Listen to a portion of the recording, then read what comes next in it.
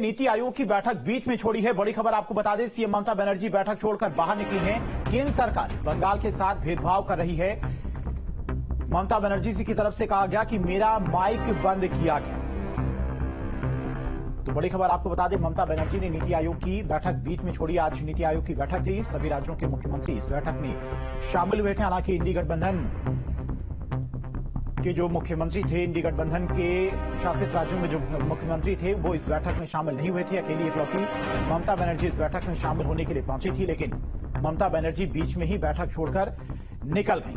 ममता बनर्जी की तरफ से आरोप लगाया गया कि उन्हें बोलने का मौका नहीं दिया गया। बोलते टाइम बीच में ही उनका माइक बंद कर दिया गया।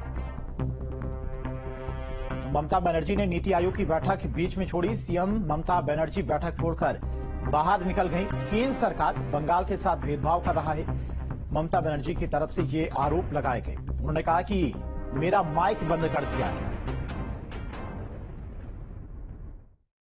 मैं बोलने चाहते थे दादा मेरा बोलने के लिए वो 5 मिनट में स्टॉप कर दिया। जब हमारा से बहुत आगे जो बोला है 5 जन, और लोगों ने कोई 20 मिनट बोला, कोई 15 मिनट बोला, कोई 10 मिनट बोला।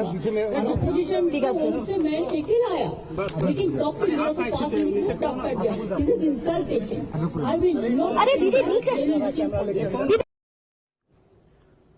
और चलिए इसी खबर पर तमाम और जानकारी के साथ में दिल्ली से संवाददाता अमित चौधरी हमारे साथ जुड़ गए। अमित, आज नीति आयोग की बैठक थी, सभी राज्यों के मुख्यमंत्री शामिल हुए थे और ममता बनर्जी ऐसी इकलौती मुख्यमंत्री थी जो इंडी गठबंधन से थी, लेकिन नीति आयोग की बैठक में शामिल हुई थी और बीच में ही बैठक छोड़कर वो निकल गई। क्या कुछ आरोप उनकी तरफ से लगाया गया, क्या कुछ कहा गया जब नीति आयोग की बैठक से वो बाहर निकली?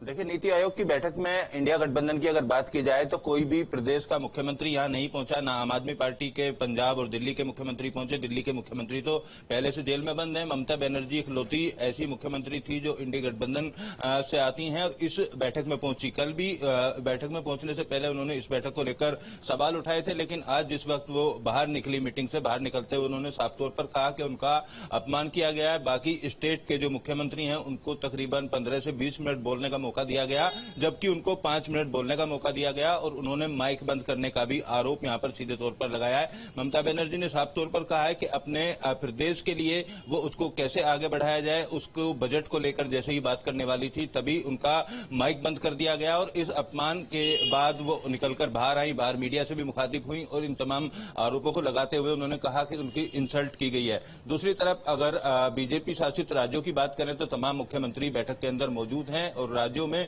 किस तरीके से आने वाले समय में विकास किया जाएगा उसको लेकर चर्चा की जा रही है। प्रधानमंत्री नरेंद्र मोदी ने भी इस बैठक के दौरान ये बात कही है कि सभी राज्यों को आगे आकर सहयोग करना होगा और देश को विकसित बनाने में राज्यों की अहम भूमिका है। इस तरीके की चर्चा नीति आयोग की मीटिंग में भी चल रही है, लेकिन पूरी तरीके से इंडिया गठबंधन की बात कर लें तो पूरी तरीके से इस बैठक से किनारा करते हुए नजर आए। वहीं दूसरी तरफ बिहार की अगर बात की जाए तो नीतीश कुमार भी इस बैठक में नहीं पहुंचे। नीतीश कुमार बिहार में मौजूद हैं, पटना में मौजूद हैं, जबकि दोनों जो डिप्टी सीएम है वो बैठक में जरूर पहुंचे। नीतीश कुमार के बैठक में ना पहुंचने के पीछे कारण क्या है वो अभी स्पष्ट नहीं हो पाया। नीतीश कुमार की तरफ से कोई बयान नहीं दिया गया है, क्योंकि एनडीए गठबंधन में नीतीश कुमार की सरकार बिहार में भी है और उन्होंने केंद्र सरकार को भी अपना समर्थन दिया हुआ है। ऐसे में बिहार के लिए विशेष पैकेज की मांग पिछले दिनों से लगातार वो करते रहे। हालांकि बजट में भी उनके लिए पिटारा जरूर खोला गया, लेकिन इस बैठक में ना पहुंचने के पीछे क्या कारण है ये अभी स्पष्ट नहीं है। फिलहाल बीजेपी शासित जितने भी राज्य हैं वहां के मुख्यमंत्री बैठक में मौजूद है और बैठक पूरी होने के बाद जो लंच है उसका कार्यक्रम भी बताया जा रहा है और आने वाले समय में विकसित भारत किस तरीके से बनाया जाए इस एजेंडे को लेकर इस नीति आयोग की मीटिंग को आज बुलाया गया था। राष्ट्रपति भवन में मीटिंग चल रही है। फिलहाल अभी माना जा रहा है कि 10 से 15 मिनट और लगेगी मीटिंग में, उसके बाद मीटिंग यहां पर खत्म होगी और उसके बाद एक एक चीजें निकलकर बाहर आएंगी कि आखिर किन किन मुद्दों पर यहां पर चर्चा की गई और कौन से राज्यों को किस किस तरीके से आगे बढ़ाया जाएगा, कितना पैकेज किस राज्य के लिए दिया जाएगा और कौन सी ऐसी नीतियां हैं जिनको आगे लेकर सरकार चलेगी। जी अमित, लगभग कितने राज्यों के मुख्यमंत्री इस नीति आयोग की बैठक में मौजूद थे और कौन कौन मुख्यमंत्रियों के अलावा इस बैठक में मौजूद था?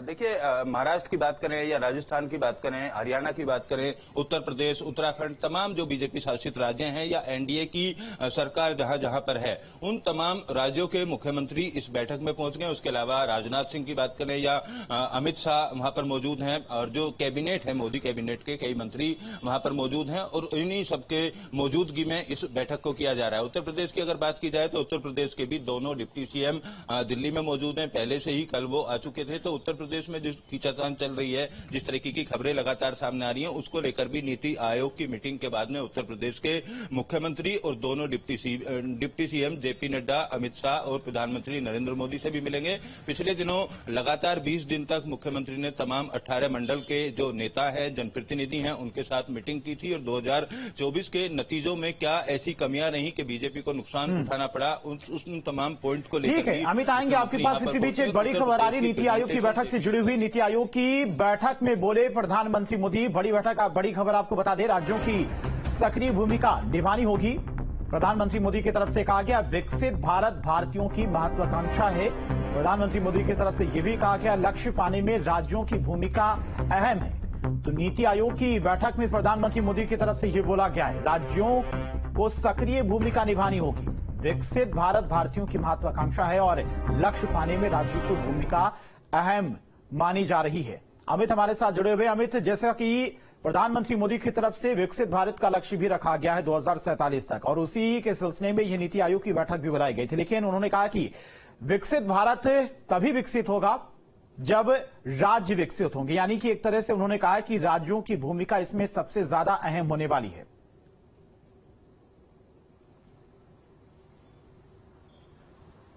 बिल्कुल, देखिए, प्रधानमंत्री ने ये बातें कही हैं और इसके पीछे एक तर्क ये भी हो सकता है कि इंडिया गठबंधन की जहां जहां सरकारें हैं वो मुख्यमंत्री इस मीटिंग में शामिल नहीं हुए हैं। तो एक तर्क उस तरीके से भी इसको देखा जा रहा है। दूसरी तरफ प्रधानमंत्री ने साफ तौर पर कहा है कि जिस तरीके से 2047 के लक्ष्य को लेकर आगे बढ़ा जा रहा है, उसमें तमाम राज्यों की भूमिका बेहद अहम हो जाती है। और नीति आयोग जैसी मीटिंग में अगर राज्यों के प्रतिनिधि मुख्यमंत्री हिस्सा लेते हैं तो उन राज्यों की वास्तविक स्थिति इस मीटिंग में परखी जा सकती है और आने वाले समय में उन राज्यों की जो स्थिति है उसको सुधारने के लिए क्या क्या कदम उठाए जाएं, इन तमाम चीजों को लेते हुए प्रधानमंत्री नरेंद्र मोदी ने ये बात कही है कि राज्यों की अहम भूमिका 2047 का जो लक्ष्य रखा गया है उसमें नीति आयोग की मीटिंग में तमाम जो राज्यों के मुख्यमंत्री हैं उनकी उपस्थिति भी होनी चाहिए थी। और जो फैसले अब लिए जाने वो आने वाले समय में एक विकसित भारत के लिए बेहतर डिसीजन होंगे। इस लिहाज से प्रधानमंत्री नरेंद्र मोदी ने ये तमाम बातें यहाँ पर कही हैं और राज्यों की भूमिका बेहद अहम हो जाती है, इस बात को भी प्रधानमंत्री यहाँ पर मीटिंग के दौरान कहते हुए नजर आए। तो इसी तरीके से तमाम जो राज्यों के